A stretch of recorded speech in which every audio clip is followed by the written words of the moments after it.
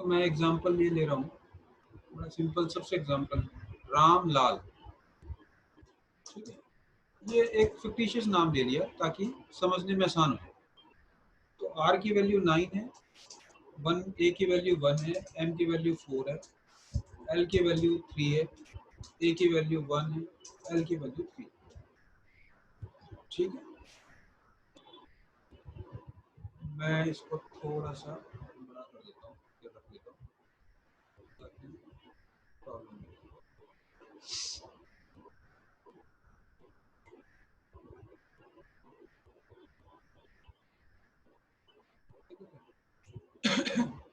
तो इसकी date of birth मान लेते हैं हम, एक सिंपल सी कोई डेट ऑफ बर्थ ले लेते हैं, समझने में आसानी रहेगी।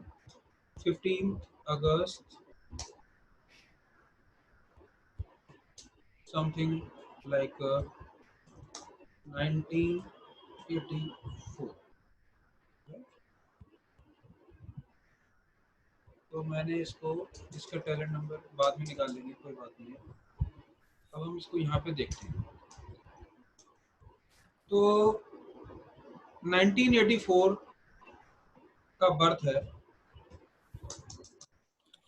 85, 86, 87, 88। मैं कुछ 5-7 ईयर का निकाल के दिखा देता हूँ ताकि क्लियर हो। तो 1984 में सर बच्चा कितने साल का होगा? 0 ईयर से लेके 1 ईयर तक का होगा, राइट जी।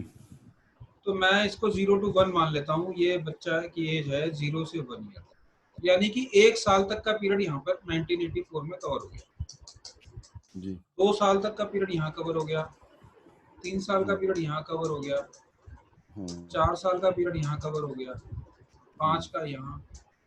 जब बच्चा 89 में 6 साल में, 6 साल में लग जाएगा, 90 में 7th ईयर में लग जाएगा, 91 में 8th ईयर में लग जाएगा, राइट। जी। जी। अब हमें सबसे पहला लेटर देखना है। सबसे पहला लेटर है आर, क्योंकि आर की वैल्यू 9 है तो आर को हम 9 टाइम्स लिखेंगे, 9 टाइम्स लिख लेंगे।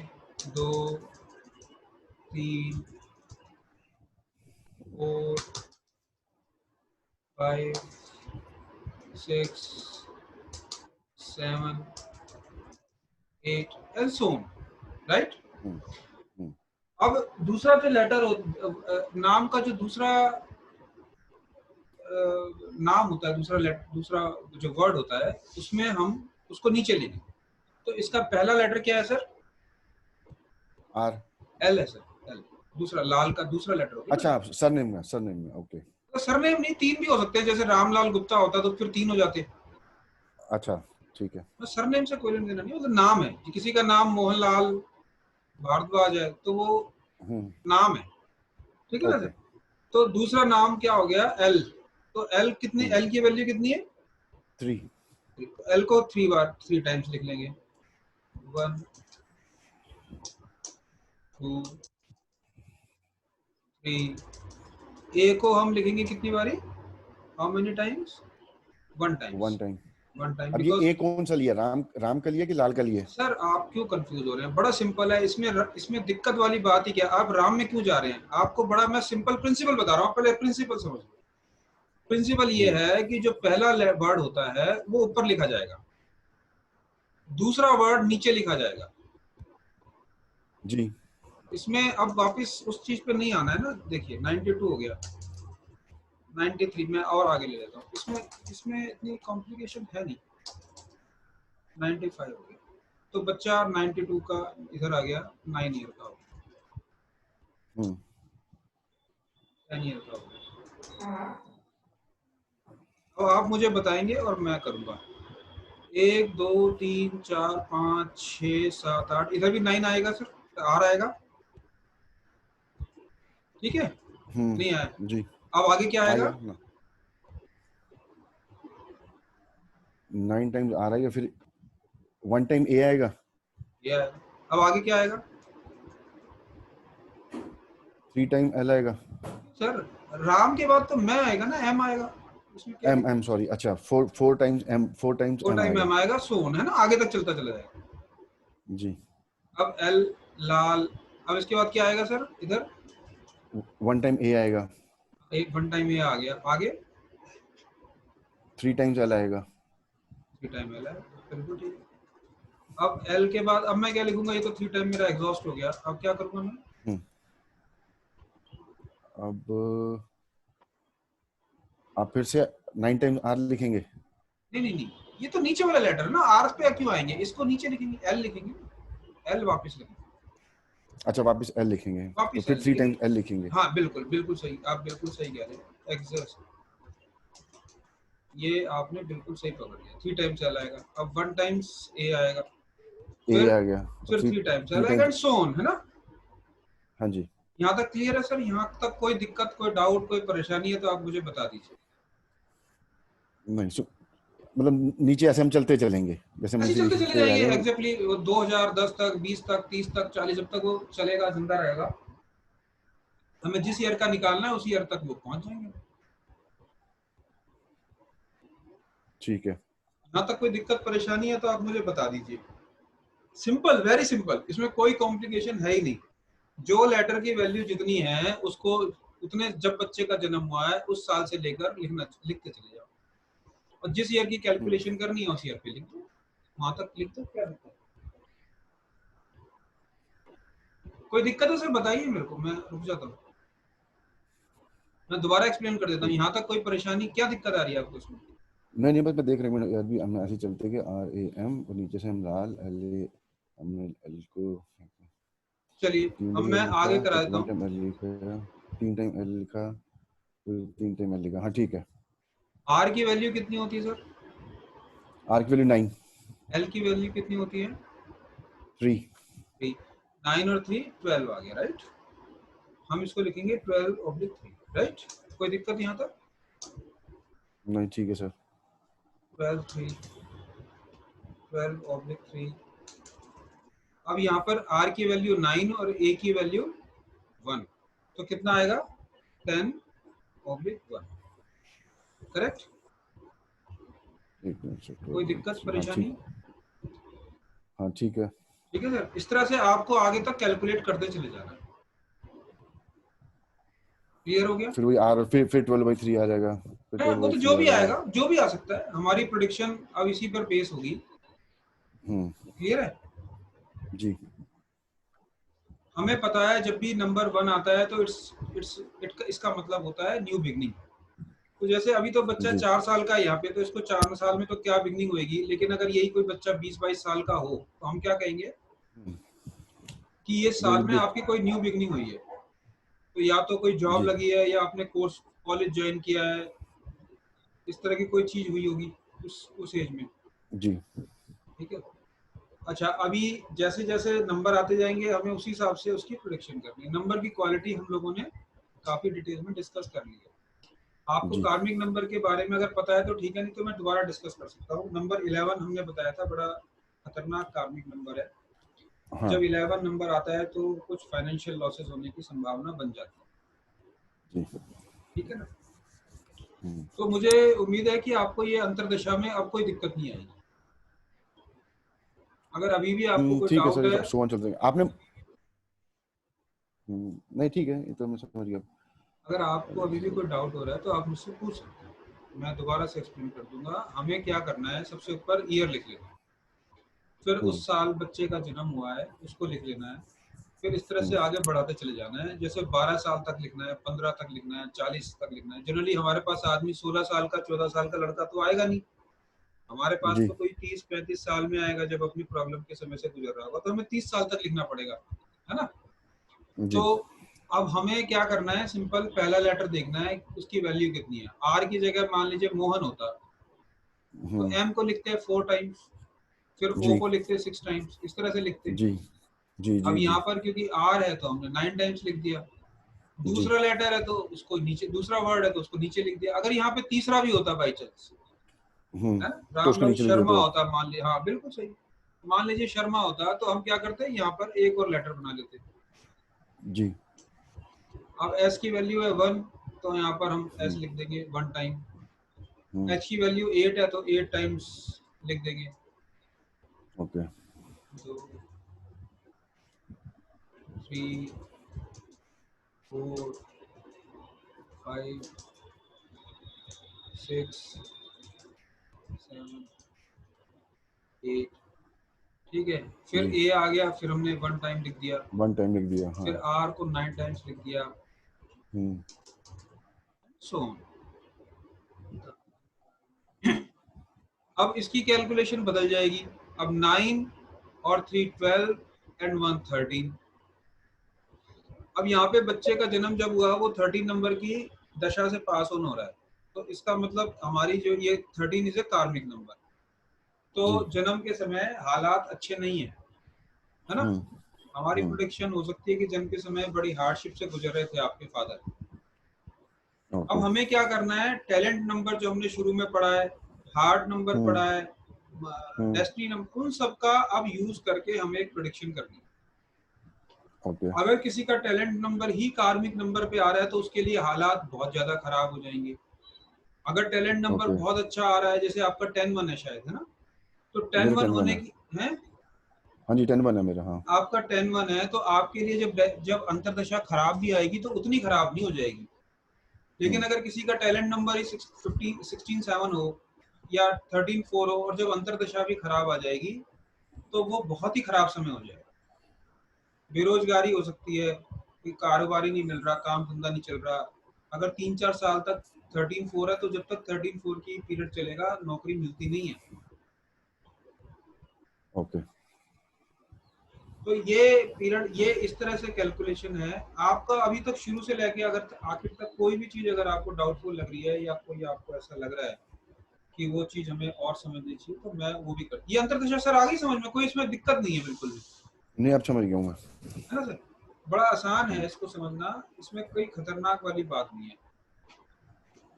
अच्छा आपको आपने इसमें शॉर्टकट समझाया था आपने जब कि सर भाई इसको शॉर्टकट किसी में के मत मैथ पढ़िए, वो तो आपको करते करते ना अपने तरीके खुद निकालने आ जाएंगे। ओके शॉर्टकट तो ये है कि मान लीजिए जैसे कि 86 ईयर्स का निकालना है, वो कोई बच्चा तीसरे साल का निकालना है, तो मैं सीधा आर 3 साल में चल रहा है, यहाँ पे एल होगा, तो मैं 3 9 और 3 12 खुद ही कैलकुलेट कर लेता हूँ दिमाग में।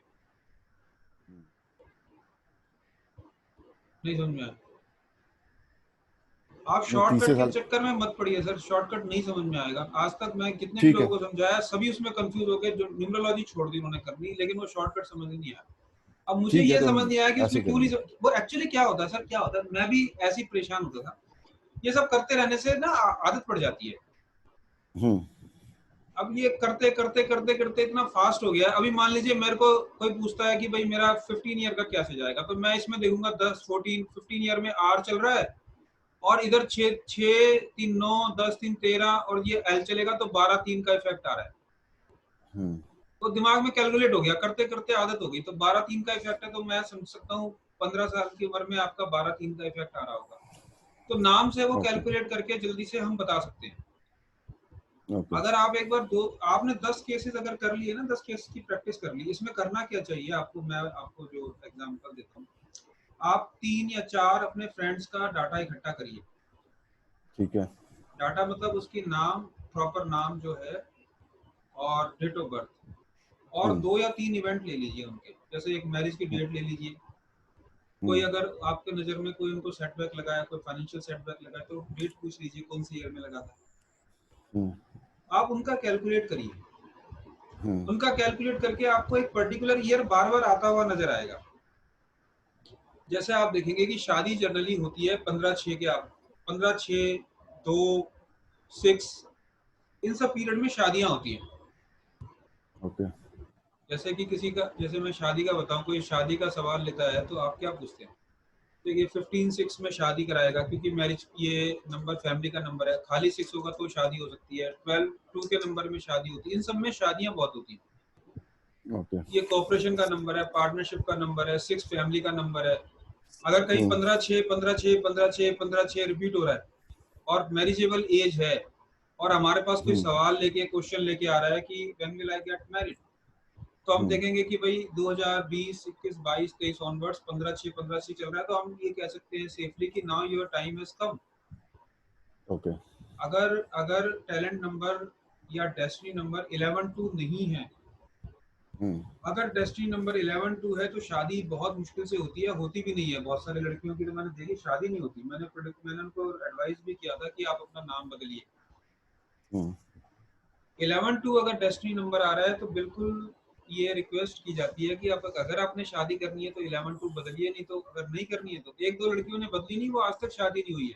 9 साल पहले मैंने कहा था उनको कि नाम बदल लो अपना। तो इसमें डेट ऑफ बर्थ का कोई इम्पैक्ट नहीं होता सर? इसमें और जैसे आप हम नाम से देख रहे हैं, आपने बोला नाम बदल लो, बट नहीं जो नहीं, डेट जो ऑफ बर्थ किसी का इम्पैक्ट क्यों नहीं होता? आप अरे सर आप क्या बात कर रहे हो? शुरू से टैलेंट नंबर पढ़ते आ रहे हैं, आप हाँ टैलेंट नंबर को तो बदल नहीं सकते ना। हाँ, उसको नहीं बदल सकते बिल्कुल। आप अगर डेट ऑफ बर्थ किसी की जोड़ के 11-2 आ रहा है तो उसमें क्या चेंज करोगे आप? ओके। आप तो सो मेरा इसमें, चेंज तो हाँ नाम भी मेरे, करोगे ना, नाम ही बदल सकते हो, आपके पास ऑप्शन ही नहीं है ना। अच्छा हाँ, date of birth talent number को कैसे बदलेंगे? वो तो बदला जो, वो तो वो है जो टैलेंट है नंबर या, तो बदला ही नहीं जा सकता, वो तो जो है वो या तो भुगतने के लिए आदमी मजबूर है। इसको दृढ़ कर्म कहते हैं। दृढ़ कर्म का क्या मतलब हो गया? देखिए 3 प्रकार के कर्म है, दृढ़ कर्म है और अदृढ़ कर्म है। दो दो तो ये समझिए, दृढ़ कर्म वो कर्म होते हैं जिसको आदमी सफर करने के लिए ही पैदा हुआ है। नो जी remedy, no remedy will help. तो ऐसे आदमी की जो डेट ऑफ बर्थ का टोटली आपको कार्मिक नंबर पे दिखाई देगा। उसका सॉल्यूशन कुछ कर नहीं सकते आप, इस सिवाय इसके कि डेस्टिनी नंबर थोड़ा बेटर कर दें, हार्मोनाइज कर दें, थोड़ा सा बेटर हो जाएगा तो लाइफ अच्छी हो जाएगी। बट फिर भी लेकिन बहुत हद तक उसको सफर करना ही पड़ता है। और ओके। जिनकी जिंदगी में भगवान ने कुछ रास्ता दिखाना होता है तो टैलेंट नंबर तो ठीक ठाक होता है, डेस्टिनी नंबर में गड़बड़ होती है।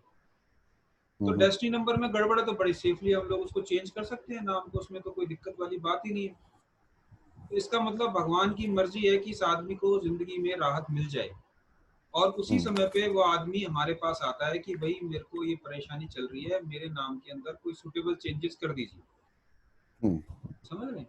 तो ये एक जी। तरह की गाइडेंस है, रास्ता मिलता है, ये डिवाइन गाइडेंस है। समय समय पर ईश्वर, भगवान, नेचर, जो भी कोई है वो हमें मौके देती रहती है ताकि हम उस परेशानी से बाहर निकल सकें।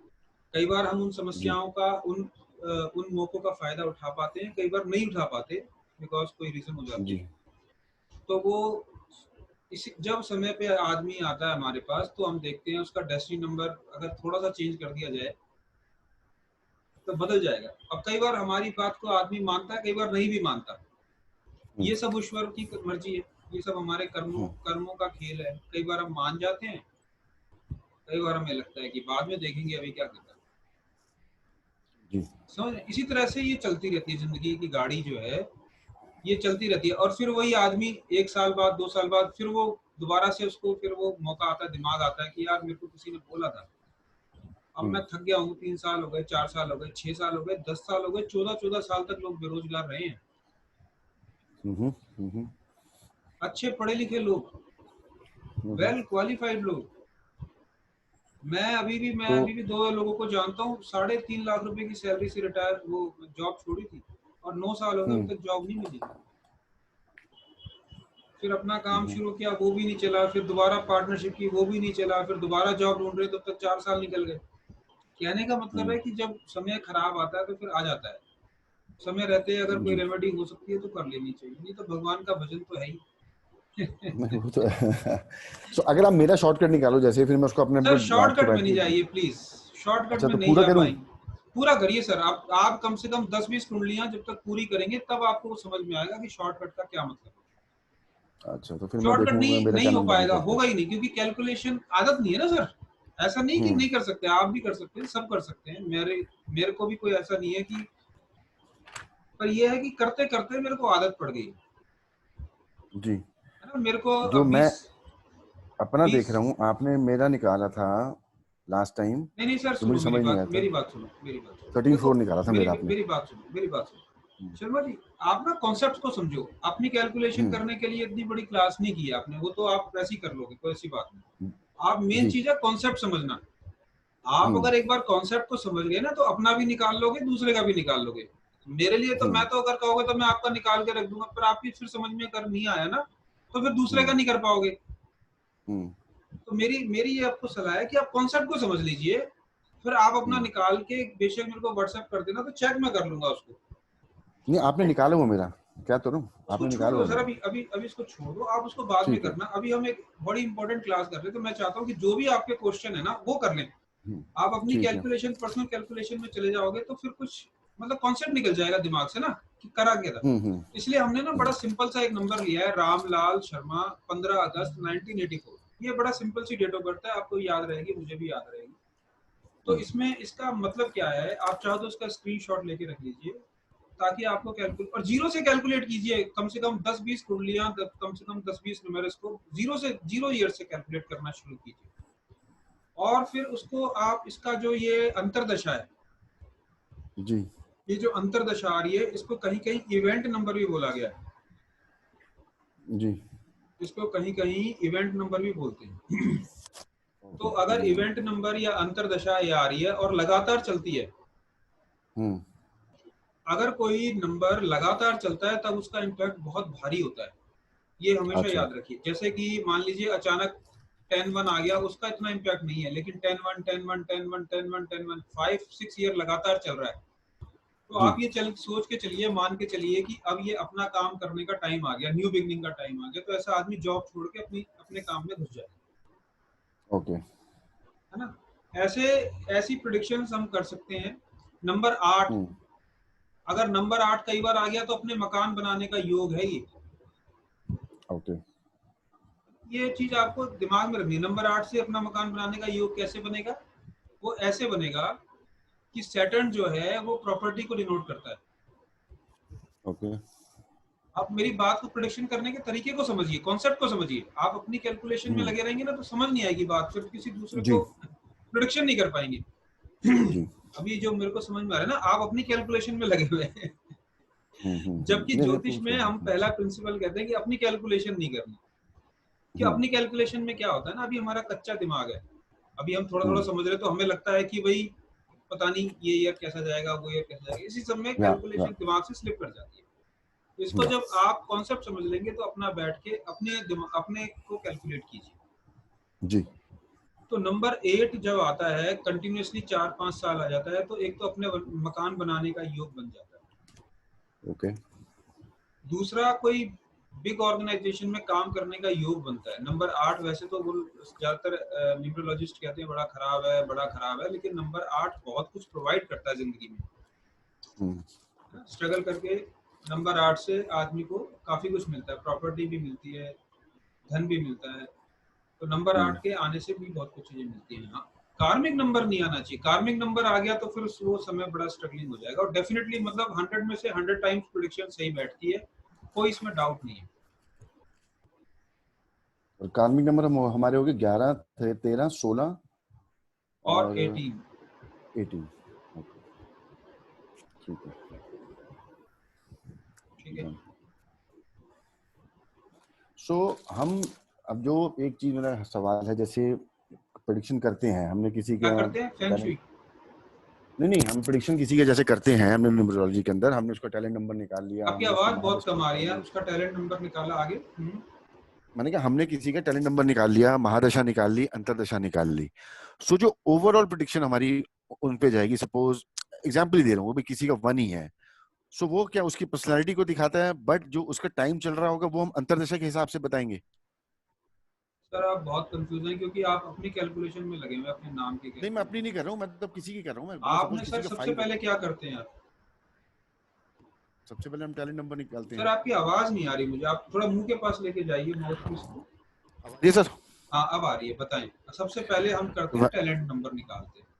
तो हाँ टैलेंट जी। नंबर हमारे लिए सबसे इंपॉर्टेंट नंबर है, टैलेंट नंबर जो डेट ऑफ बर्थ से आता है। तो टैलेंट नंबर जी। से हम आदमी की पर्सनैलिटी को, उसकी इनहेरेंट जेनेटिक कैपेबिलिटी को पढ़ते हैं, है ना। इसीलिए इसको ओके। टैलेंट नंबर कहा गया। जेनेटिक इनहेरेंट कैपेबिलिटी क्या है आदमी के अंदर? ओके। एक सेकंड सर, मैं एक फोन ले लूं। जी। नमस्ते जी,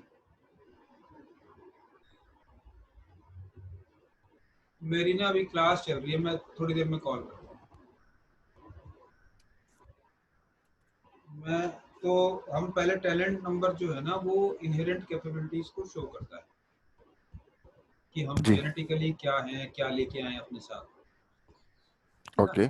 ये हमारी जेनेटिक इनहेरेंट कैपेबिलिटी है इंसान की। जैसे किसी का अब हमने क्वालिटी ऑफ नंबर हमें याद होनी चाहिए, इसमें तो हमारे को बड़ा हैंडी हो जाएगा।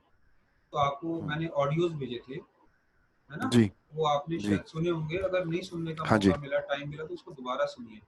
तो जैसे नंबर 5 है, नंबर 5 मरकरी का नंबर है, चेंजेबिलिटी है, चेंजिंग पर्सनैलिटी है। तो यहाँ से हम उसकी पर्सनैलिटी को रीड कर रहे हैं। तो हम ओके। क्या कह रहे हैं, हम उसको क्लाइंट को कह रहे हैं कि आपकी चेंजेबिलिटी नेचर है और ये आपके लिए खतरनाक है। You should not be so changeable, है ना। नंबर 5 की क्वालिटी में, and you love travel, tour and travels you love, you have a जी big family friend circles, जी। more of one attracted towards the opposite sex, and ये सारी चीजें number 5 की क्वालिटी है। उसी तरह से और भी बहुत सारी क्वालिटी उसमें है, वो सारी नंबर हम नंबर 5 की क्वालिटी जब हम क्लाइंट को बताएंगे तो उसकी समझ में आएगा कि हाँ ये मेरी पर्सनैलिटी है। ओके। फिर आप आएंगे डेस्टिनी नंबर के ऊपर आएंगे। जब डेस्टिनी नंबर के ऊपर आएंगे तो आप देखेंगे कि किसी नंबर की कितनी कितनी कितनी उसका नंबर क्या है, डेस्टिनी नंबर क्या है। अब जो डेस्टिनी नंबर है वो टैलेंट नंबर को सपोर्ट कर रहा है या उससे अलग है। मान लीजिए टैलेंट नंबर 5 है, जैसे मैंने एग्जांपल दिया, और डेस्टिनी नंबर भी 5 है, तो क्या हो गया कि वो 5 नंबर की क्वालिटी बहुत ज्यादा होगी। फिर क्या होगा कि ओके। वो आदमी जो है सिर्फ इसी काम में लगा हुआ है, फ्रेंडशिप बनाना, तोड़ना, इसको बदलना, उसको बदलना, उसके हर 3 दिन में एक नया पार्टनर बन जाता है उसका।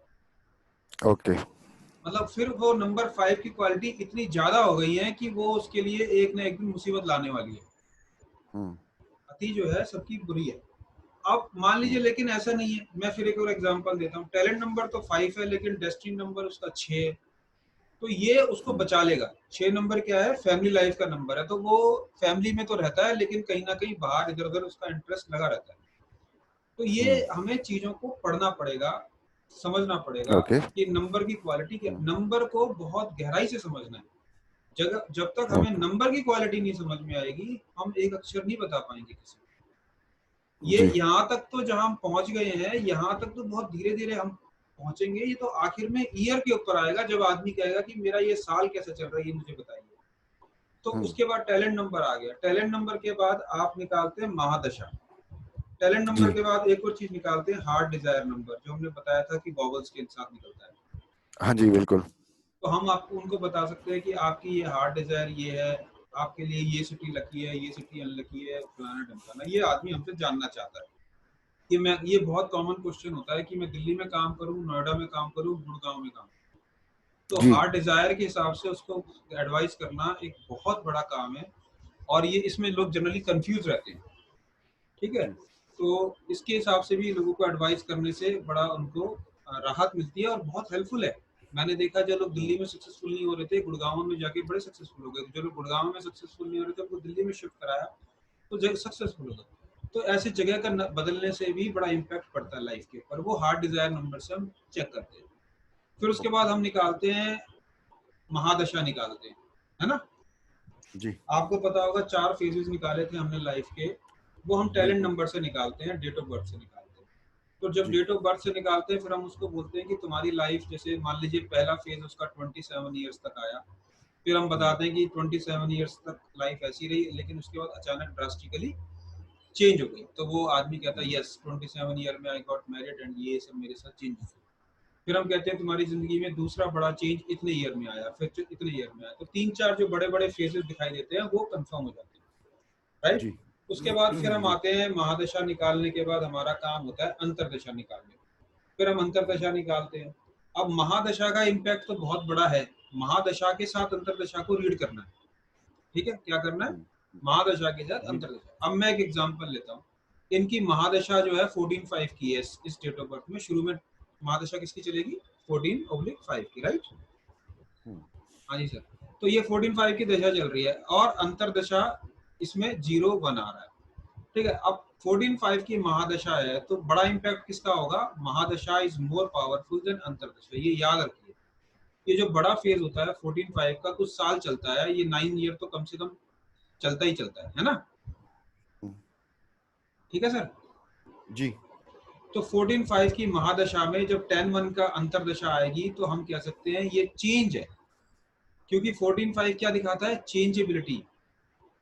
अभी हमने पढ़ा 14/5 की क्वालिटी क्या है? इंसान के अंदर बेचैनी रहती है अपनी जगह को बदलने की। या, समझ रहे हैं?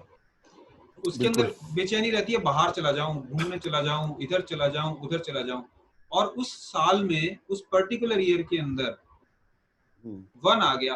अब मान लीजिए ये बच्चा 16-17 साल का है, 20 साल का है, तो ये पक्की बात है कि ये घूमने निकल जाएगा लंबे समय के लिए, हम्म, है ना? ये चेंज ऑफ रेजिडेंस भी होता है। अगर उसके अंदर बहुत ज्यादा बेचैनी हो जाएगी तो वो जगह को छोड़ के थोड़ा कहीं और रहने चला जाएगा। अगर ये 10-10 1 बहुत साल तक चलेगा, 4-5 साल तक, तो फिर तो चेंज ऑफ प्लेस हो ही रहा है, ठीक है। और अगर 1 साल के लिए है तो फिर ये टेम्परेरी चेंज ऑफ प्लेस है, मतलब बंदा कुछ समय के लिए जो है अपने आप को शिफ्ट कर लेगा। मैंने यहाँ तक देखा, अपना घर छोड़ के फ्रेंड के घर रहने चले जाते हैं 2-4 महीने के लिए, मतलब बेचैनी हो जाती है उनको। 14/5 का इम्पैक्ट जो है ना, महादशा का इम्पैक्ट सबसे ज्यादा है। ओके। अगर महादशा का इम्पैक्ट है तब तो फिर बहुत, अगर मान लीजिए यही 14/5 ये ना हो गए, 15/6 हो जाता, मान लीजिए हम्म, तो 15/6, फैमिली नंबर हो तो हम जाता। क्या कहेंगे? फैमिली। बिल्कुल, आप पकड़ लिए, अब आपने पकड़ ली चीज। तो हम्म, यही चीज क्या होता है ना, 15/6 में न्यू बिगनिंग तो हो रही है लेकिन विद इन फैमिली, या, है ना? अब आपने चीजों को जी, पकड़ना शुरू कर दिया, अब आपको समझ में आ गया, मैं समझ गया। हम्म, अब आपने हम्म, समझ लिया कि ये महादशा की जो कहानी है ना वो बड़ी इंपॉर्टेंट है। अब हम्म, आपने मान लीजिए 17/8 लिख लिया। हम्म, अच्छा, ये हमें ना थोड़ा खुद ही अप्लाई करना पड़ेगा, इसके बारे में कहीं कोई डिटेल में ऐसी बनी बनाई कहानी नहीं है, हम्म, ठीक है। वो कहाँ से पकड़नी पड़ेगी? वो नंबर की क्वालिटी से पकड़नी पड़ेगी। अगर आपने ध्यान से देखा होगा तो 17/8 में मैंने आपको शायद ऑडियो भेजा है 17/8 का, कि नहीं आया पता नहीं, आई डोंट नो। अगर नहीं आया तो आ जाएगा। 17/8 की एक खास खासियत क्या है कि अनऑर्थोडॉक्स लाइन पर आदमी काम करता है। अनऑर्थोडॉक्स का मतलब क्या होता है? जब 17/8 का पीरियड अगर आ गया किसी की जिंदगी में, मैंने देखा है कि डॉक्टर जो है, अच्छा डॉक्टर, एमडी डॉक्टर, पढ़ाई लिखाई छोड़ के एस्ट्रोलॉजी करने लग गया। अब आप अच्छा, बताइए, इतनी पढ़ाई की, इतनी मेहनत की, माँ बाप ने इतना पैसा खराब करा, और एक एज पे आके, 40 साल की उम्र में आके उन्होंने ये सब छोड़ दिया। मेडिकल अपने प्रोफेशन पे ध्यान नहीं देते हैं और ज्योतिष की भीड़ लगी रहती है उनकी। तो ये क्या ओके, है? अनऑर्थोडॉक्स प्रोफेशन है जिसका हम्म, कोई लेना देना नहीं है आपके पढ़ाई से, आपकी मेहनत से। आपने इतनी पढ़ाई क्यों की? लेकिन या, he became successful as a, लोग उसको, मतलब he enjoy his astrology profession more than his medical profession. मैं जानता हूँ उनको। तो हम्म, वो शाम को उनके पास इतनी भीड़ लग जाती है और पैसे भी नहीं लेते ज्यादातर लोगों से, तो उनका खुद का प्रोफेशन भी सफर करता है और फाइनेंशियल दिक्कतें भी आ गई हैं लाइफ में। तो वो ऐसे ही करते रहते हैं लोगों को दोस्ती यारी में। तो शाम को भीड़ लग जाती है उनके पास, ये चीज उनको बड़ी सेटिस्फाई करती है कि भाई इतने लोग उनके पास आते हैं, है ना? वो मेला सा लगा लेते हैं अपने घर में। तो या, मेला सा लगा रहता है उनकी, उसमें वो बड़ा ऑफिस बना लिया उन्होंने। पहले तो पैसे नहीं लेते थे, अब धीरे धीरे लोग देने लगे होंगे शायद, पता नहीं।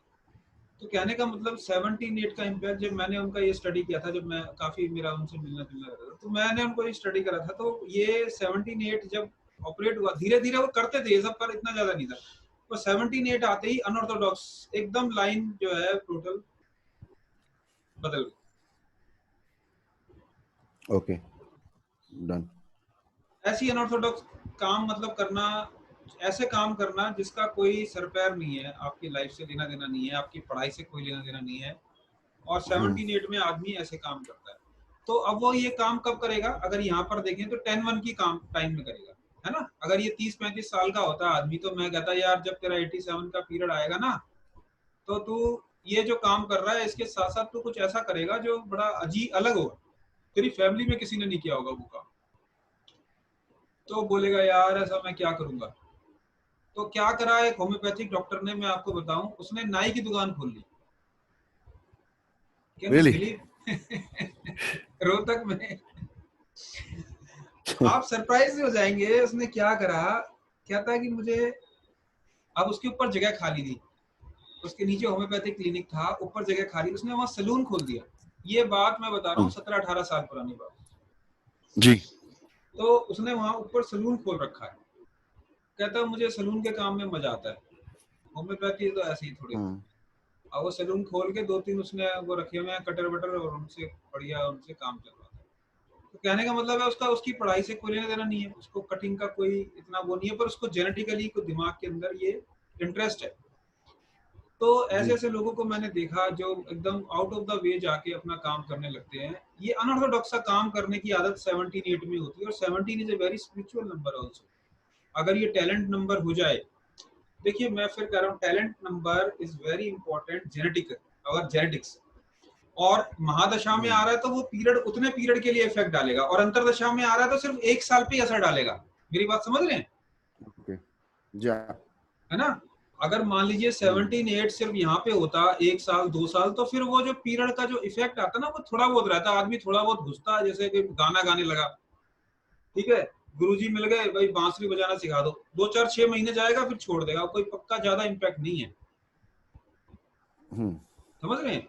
लेकिन अगर टैलेंट या नंबर में है 17-8, फिर वो ऐसा काम करना ही करना है उसने, ओके देर सवेर उसने कुछ ना कुछ अपनी पढ़ाई को छोड़ ही देना है, चाहे वो आईएएस बन जाए, चाहे वो आईपीएस बन जाए, चाहे वो कुछ ना कुछ ऐसा करेगा जो उसको कर, वो उसने सोचा ही नहीं था कि मैं करूंगा।